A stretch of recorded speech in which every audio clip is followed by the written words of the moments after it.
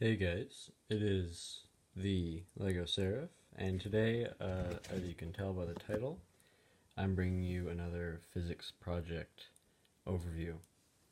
Now, some of you in your grade 11 year may be taking physics, maybe earlier than that, and you may have to do this project called the Rube Goldberg machine. Now, I had hinted to that in my other project with the motor, which I will be using in this project as well.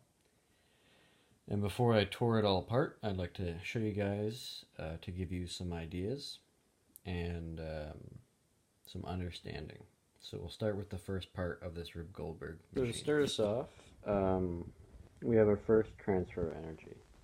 Now, in the Rube Goldberg machine, we had to have, I believe, 5 types of energies. We had to talk about how they transform and stuff like that. I could go into the physics side, and I might a little bit. But for now, I think I'm just going to go through the steps and ideas that I've had. Now to start off, I have a basic marble set used pretty widely in my class. To start off, we have our marble set up at the top. It can be the switch here. It can be flicked, put it down, all the way down here. Let me just pan out a bit. You'll see they've got a little Battle of Naboo thing going on. I might do a full run, and you guys will be able to see how that looks. But I'll do step by step for now. Anyways, once it goes all throughout this maze here, it goes down here, drops, goes down a ramp, and here's the first interesting part of the Rube Goldberg machine. It goes from a standard slide system to all of a sudden magnetics. And that's made possible by the material used in the metal ball up at the top there. And this swing here, which is held up by this magnet, if I take it away from the magnet, it'll just fall. But I used a bit more magnetics in there than I should have. All ideas, all failures, and etc. that I'd like you guys to learn from. That's why I make this video after all. So for the first part of it, or second part, I guess now, the ball falls down there, catches onto the bottom of this, which swings over, and the next part I'm going to have to do, Jar Jar keeps falling over. The next part I'm going to have to do separately, because the cart, which hooks up to it, is quite heavy, and I usually have to hold it. So this part comes down like that, and once the ball grabs onto that rod there, it is stronger in push than the magnet is in opposite push, and it swings over and hits this leaf here, which pushes this up. And now I'll show you guys what happens after that. Okay, finally found a camera angle that works. So the next part is going to be setting up the cart. The cart I chose was based off of the Platoon Attack Craft Lego set, probably by a different name by Lego. I chose this because it's got wheels, it's got blasters that fall off really easily, it's got wheels that spin really smoothly, it's also got some good weight, which will be useful at the end of the ramp. I'll talk about that later. And it's got a good shape, you know, it's thin but heavy, and there's a place to put this knob, which will also be useful at the end of the ramp. So I'm going to try and set this up right here, but it's very finicky, as most of the projects are. And that's what you want it to look like. So I'll do a test in a bit, but for now, what's going to happen, I'll show you right now. The ball will hit that leaf there, it'll cause an opposite reaction, pushing that down and lifting this up. And as you can see, it falls really nicely. It doesn't take a whole lot of force to unhook. So now I'll set up that again in just a sec, or less than a second for you guys. And we'll see the full run of this part of it. Alright, I think that should work. Didn't change too much around, but it should be alright the way it is. Again, these projects are very finicky, so don't expect perfection the first try. unless you want it to. You'll be disappointed. So we got that set up.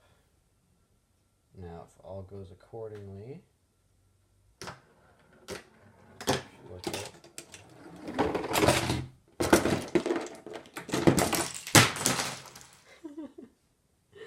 Well, it worked, but it was a bit of a suicide run, eh? Okay, so that's basically how that part works. You can see it move down the ramp nicely. It didn't take too much force to start it. My iPad didn't get knocked off the stand, so that's pretty cool. So I hope that's a good idea. You'll see I'm using my binder here too, so use your school supplies to help out, boxes as well. And we'll move on to the section after it comes down the ramp. Oh, and I hope you guys like my little Naboo setup. That's pretty cool. Alright, let's move on. Alright, we're back on ground level. Seems that Jar Jar is satisfied with his Booma run. Instead of bombing run, you see what I mean? Anyways. You probably didn't hear it amongst the other smashing, but this broke off, and that's fine, because what this is for is once this gets to the end of... This is really zoomed in. Why is it zoomed in so much? I don't even know. But once this hits the bottom, it's going to actually hit a switch, and that switch is going to be for a transformer. So that's one of the big things that you need. Most schools have a transformer that you can change the voltage on. So what you're going to need to do is find a way that you can set up that transformer at the bottom of the ramp. Again, don't do exactly what I did, because it's not going to come out the way you want it, but take little bits and pieces from it. Even if it's just the fact that there's creativity and materials used that are original. I guess Lego's not too original, but you know, the way I use it. So once it gets to the bottom of the ramp, it'll hit that switch. For my transformer that I borrowed from my teacher, I had to flip it upside down so that this would be able to hit the bottom of the switch, because if it hits the top of the switch, to flick it like that, it's a little bit too difficult. So it's going to want to be able to flick it like that. It's just easier the way it falls.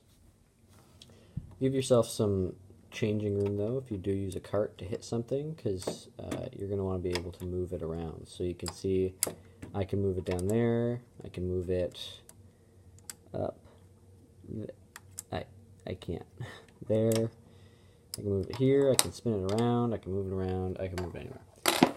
Getting rid of that. What happens at the bottom is it turns on that transformer. I'm going to spin this so you guys can look at something. It gets to the bottom of the transformer, hits the switch, turns on the current. The current travels through alligator clips that you will have set up. At least you better have set them up. And that current will flow into this. Qui-Gon Jinn. Remember this bad boy? Or these bad boys? It'll flow into these conductors, which I talked about before, how needed they are. Also, I believe they need to be a little warmer, perhaps. Okay, you know, I'm going to stop. I was going to say temperature effects, but I don't know which way, and I don't want to mess you guys up. So just keep them room temperature. Keep them in the middle, because I have no idea. I would guess keep them a little bit warmer than cold. But anyways, I've got a nice little setup here with the Battle of Naboo, or Duel on Naboo, either way. So that current from the alligator clips that have been electrified, they've had current going through them now that the switch is on. Also, you're going to need to plug that in unless you have batteries. I would suggest a plug-in transformer, just because you don't have to worry about doing limited tests because of how much battery life you have and then having to buy more. But use what you got. It's a class project, so it's not supposed to be A grade, unless you want an A. It's not an egg. So the current flows up through here. We talked about magnetics and how current induces current and magnetism and how they affect each other. And then once we've done that, got all that hooked up, this will start to spin. And you didn't know why I had the propeller in the last video, but can't talk. But the propeller is for the next part. And once this starts spinning, you'll see that it's pointing this way. So this is actually from a helicopter plane type thing. I don't know if you guys have that thing from Air Hogs. It'll start trying to go this way because that was the way it was designed for it to fly. And meanwhile, it'll be pushing air down this way. And that's good because the air will be pushing towards a candle. A lit candle. I'm not lighting anything because my fire alarm has already gone off for the sake of this project, and well, it's annoying. I know you guys just want to see it, but hold on, you can do it yourself. So it'll start pushing the flame away from the candle over that way, and that is needed because it will fulfill the mission of this project, which is to light this sparkler. If I can get it set up right. Anyways, you guys get the gist. I'll move this out of the way, move this back in.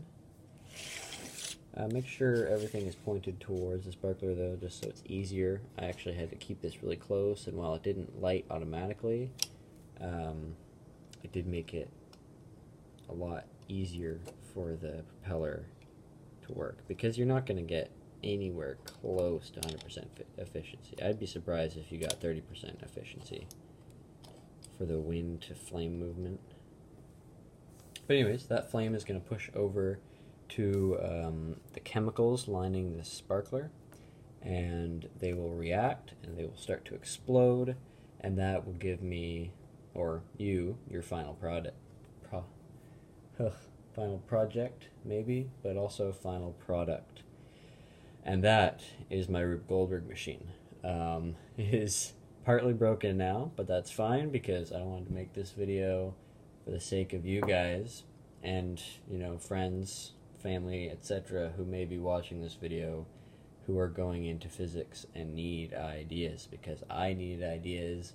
And the only videos I watched were the ones where the people had like not years, but they had big teams and stuff. And I did this with a partner, and that was it.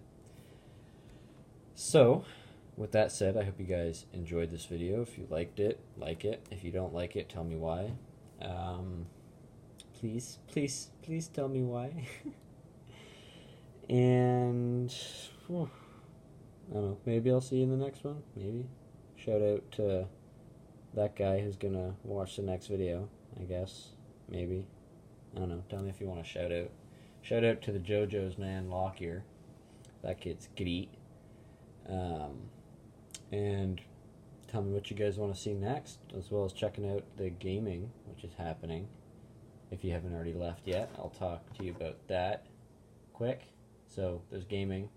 Alright, I've talked about it. And have a good day, guys. Hope your school's going well. I'll see you later.